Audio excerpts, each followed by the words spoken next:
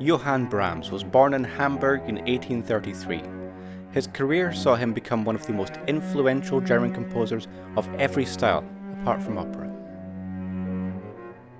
He took piano, cello and horn lessons from a young age, and through studying music theory, developed strong love for the past masters including Bach, Haydn, Mozart and Beethoven.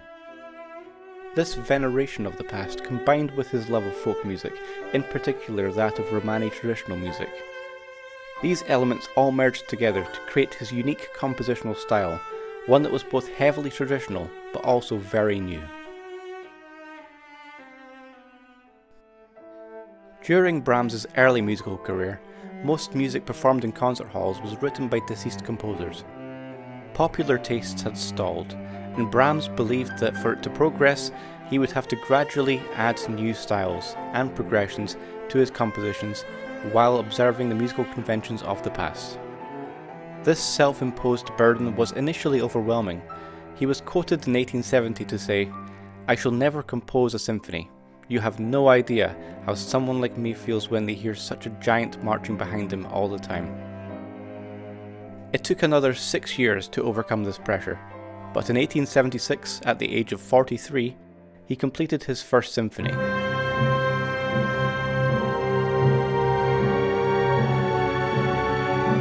By this stage, Brahms had become established as a significant composer and concert pianist in Germany, so he believed that this composition bore the weight of the future of the entire symphonic genre. His first symphony was considerably based on Beethoven's stylistic tradition, to the extent that conductor Hans von Bülow dubbed it Beethoven's 10th. Despite the many direct similarities to Beethoven, there are however subtle progressions and influences from newer sources, most significantly fellow composer and music critic Robert Schumann. Brahms's relationship with Schumann was much like the man himself, complicated. Schumann was one of Brahms's most important early promoters, a significant voice in launching the young composer's career.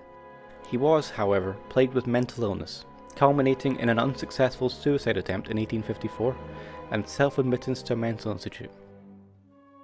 During these events, Brahms grew close to Schumann's wife, Clara, a connection that continued long after Robert succumbed to pneumonia in 1856.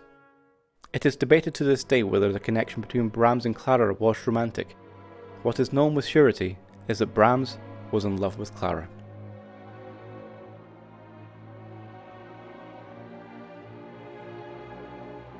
Brahms is most commonly compared to his contemporary, Anton Bruckner.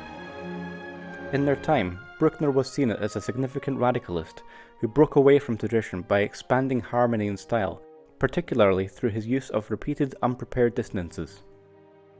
They stood on opposing sides of a growing divide in music at the time, programmatic and absolute. In brief, programmatic music is about something, such as Mendelssohn's Hebrides Overture, whereas absolute or pure music is not representative or illustrative of anything, instead being music that exists only in and of itself.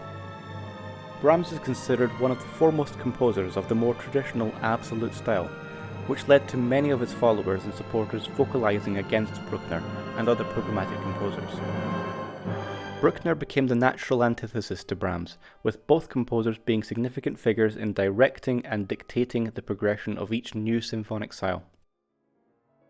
In 1897, at the age of 63, Brahms passed away from liver cancer. He left behind a legacy of composition that was in equal parts divisive and respected. He is often retrospectively considered as a very conservative composer, who simply regurgitated and perpetuated the musical styles of the past. But in actuality, he broke new ground by showing the potential of fully acknowledging and utilizing styles from the past. He combined these aspects in ways that didn't exist, creating something new and innovative from the established techniques.